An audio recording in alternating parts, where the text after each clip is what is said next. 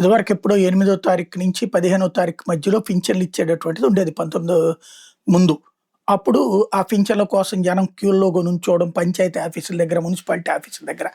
ఈ గొడవంతా లేకుండా జగనొచ్చాక ఇంటింటికి పెన్షను, ఇంట్లోకే పెన్షను అన్నటువంటి విధానం తీసుకొచ్చారు. వాలంటీర్ వ్యవస్థ ద్వారా.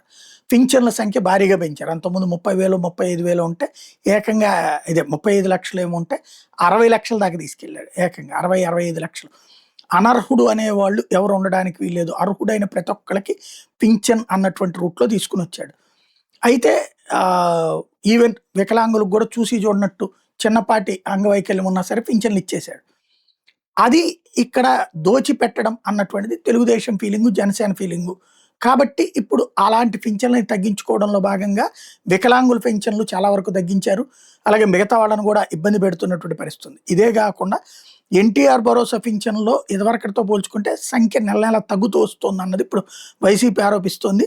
మార్చి నెలలో 62,72,76,325 మందికి పింఛన్ల పంపిణీ అని. ఈ నెల ఏప్రిల్‌లో వచ్చేటప్పటికి 62,60,370 మందికి పంపిణీ చేస్తుంది. అంటే దాదాపుగా 15,955 మందికి పింఛన్లు ఎత్తేశారు. ఇప్పటికి ఇట్లాగా దాదాపు 5 లక్షల మందికి ఎత్తేశారు అన్నటువంటిది వీళ్ళ ప్రధాన ఆరోపణగా ఉంది.